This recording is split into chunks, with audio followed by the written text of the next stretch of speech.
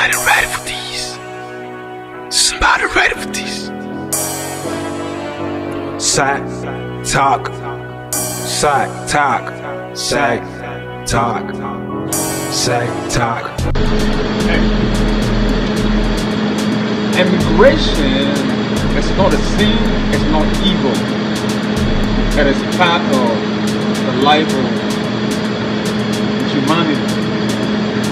But when it becomes a desperate situation because people's place or land of birth is unable to provide very basic life necessities like food, security, shelter, and the only way out of that situation is to desperately move out of a person's place of birth and become a critical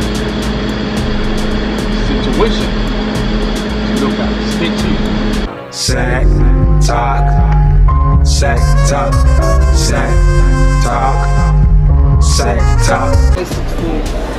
So it's our time for me to go check in. Hi! Your fellow Ghanaians. Yes. Nice to see you, fellow Ghanaians. Where are you? How are you? We are moving to London. You're going to London? You're moving? We are moving here. Hey! Ghana. Oh, how? You guys are moving to London, just like that. You're all leaving? Yes. Why are you guys leaving? On my name. On my name? How? What do you guys do? We are Oh! So you know, when I went to Barbados, I saw like a lot of Ghanaian nurses working in Barbados. Yeah. So is this the same way? You guys are going to the UK just... Yeah, we have not been posted for 4 years now. So is this something that you guys did it yourself or it's the government who... Wow! We did it ourselves. I think the government of the day needs to do something. Oh, this is brain. Oh. Very soon. I'm sure by just to come, the health system will collapse in Ghana. Hey, this guy! Nice to meet you and all the best, yeah?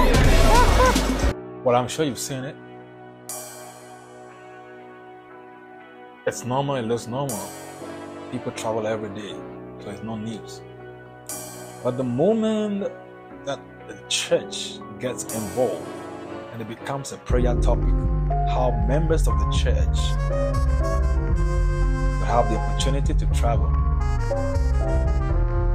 And a special prayer is organized and people are supposed to come in dressed up with national flags of various nations they desire to travel to, and the situation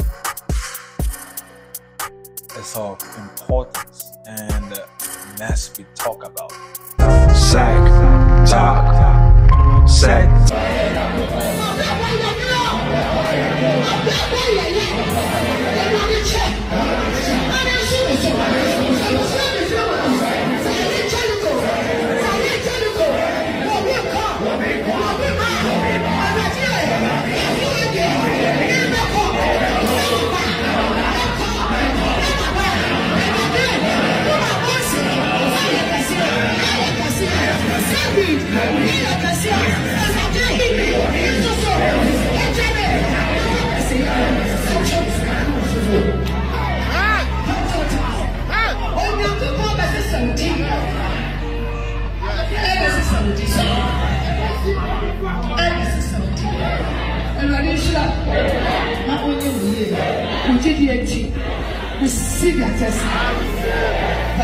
Talk, sack, talk, sack. So you are wondering what is going on. Yeah, somebody say it is what it is. Naturally, we all have the instinct, that survival instinct. So when people don't have hope in the place, hope of surviving in the place, they will leave and look for that survival somewhere else. So in the video by the young men and women traveling to the United Kingdom, listen, nurses, trained nurses, One of them said for 4 years after getting trained, they had not been posted to their duty stations. And life must still go on. They need to survive. But when they found the opportunity, they took advantage and they are on their way. You could sense the desperation, the anger within them. They don't care what happens to Ghana. This should be an alarming situation to the government, people of Ghana, and not just Ghana, but the government and the leadership of Africa. You can't be sitting on gold and the people will be hungry. Africa, the most resourceful land, natural resources when it comes to human resources, very resourceful land. Yet it's the place of most desperation, the place of most pain. 3 basic needs of life: food, shelter, clothing. If these things become a struggle to come back, it's a dangerous premise and situation. The governments, the leadership of Africa, we get mandated by the people of Africa for their good, not for your personal enrichment. Seek out for the good of the people. This has been the cry, this has been the call over the years. Nothing seems to be changing. It's even getting worse as the day go by. So wake up call, Africa leadership, Ghana leadership. It's a wake up call. But when the people don't care no more about what happens to the land of birth, whether it burns down or no, they don't care. It's an alarming situation. It's time for something to be done. Wake up, Africa. Wake up, Africa. There is no evil. There's no sin in traveling. But when it becomes a desperate situation, it becomes a do or die affair, it's very critical. I'm saying this because in my own life, something similar happened. My younger brother, in the year 2016, left the shores of Ghana through a contract facilitated by an NGO located in Ghana called SOS Labor. He got contracted, sent to Saudi Arabia, and eventually got employed by one of these franchise McDonald's businesses owned by one of the princes of the Saudi kingdom. It got to a point. What my brother told me was that he got to where there was a little feud between himself and his supervisor. And what happened? Where he was assigned the stores of the business, is enclosed. And what kept the place running at the time was air conditioning, central air conditioning. But it got to a point where it became faulty, so it wasn't working. And people who have been to Saudi Arabia before, you know the terrain, you know the temperature condition, the weather condition, the could get humid, hot. So without air conditioning and an enclosed place, how do you survive the work? He kept complaining.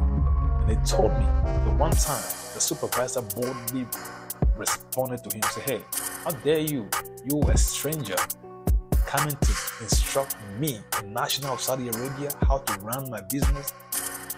And that became the issue. And it got for time, whenever my brother went to work, so he got stopped by this same supervisor from working. Imagine being on a contract. Your documents were in the hands of these people. So he had no chance, or he had no option of going to look for another job anywhere. No, because he was on a contract. How do you survive in a strange land? Not working. How do you survive? So somebody kind of advised him, take the matter up to the labor court. But one thing he failed to realize is that this same labor court is within the jurisdiction of the Saudis. And this business belongs to a Saudi prince. So how do you go to court with the owner of the land the landlord and the expert agreed. That was the beginning of his downfall. Eventually, one day we woke up in the year 2020. The news came to us that he had passed away. He had passed away mysteriously. And I remember the day that phone call came, and we had a contact, call somebody. So right there, and the person was like, when the cops came in to take the mother remains to the morgue, one of them, when he look at the whole situation, he said in Arabic language, this is a poisoning situation. Who was responsible? No answer. Because he just wanted to survive in a strange land. Not protected. The government of his own land had no interest in the safety of their people.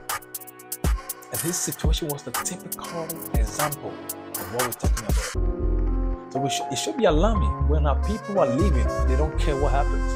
It's a dangerous one, but yet they have a just cause. This didn't happen.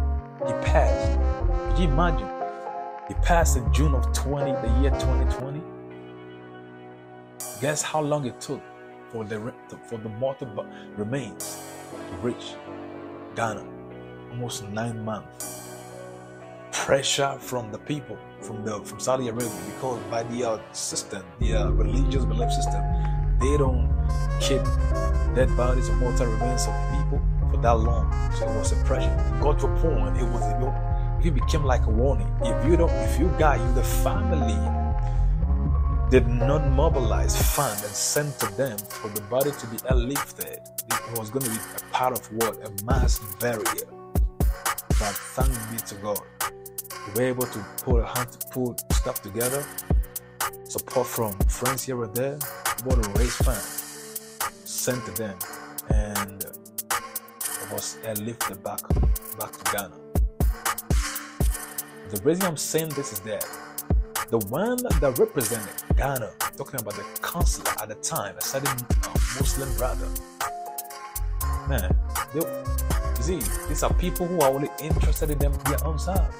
That is the problem with African governments. Their own selves don't care about the people. They have no interest.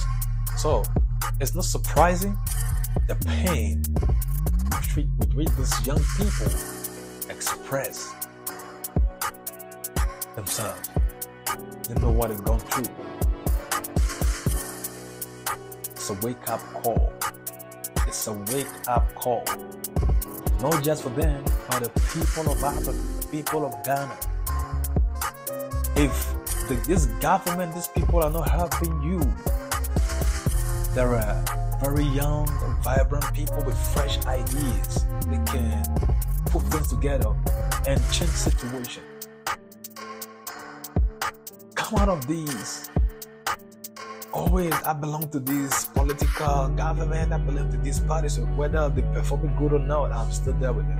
Hey, it is a new world. Wake up. So in December, it's going to be election. Still, the people are still playing the game of NDC, NPP. NDC, NPP. Nothing is changing. NDC, NPP. Oh, me, I was born the NDC, NPP. No matter what you say, NDC, NPP. I even heard the other day, very funny. Somebody said, so long as it be, even if they should dress up a goat in a certain political party's color, they will still vote for the goat. Senseless. There is no sense. It's a wake-up call. Nobody's against traveling to other countries, but I believe that the earth is the Lord's. The earth belongs to God. God decides to put his children wherever he pleases. I was in Ghana in the year 2019. God took me from Ghana and brought me to the United States. But I wasn't desperate to travel. That's what I believe. That God can put his people everywhere. But when it is not him It is not his plan, but people are still desperate to be where they want to be. It's an alarming situation. It's a wake-up call. So for us, for me, if it happens, we bring it up and talk about it. That's why it's a sad talk. Let's keep talking. Be trapped in the sack, after beating with a talk. Holy Ghost by God, go change your world. Sack talk. Let's get talking.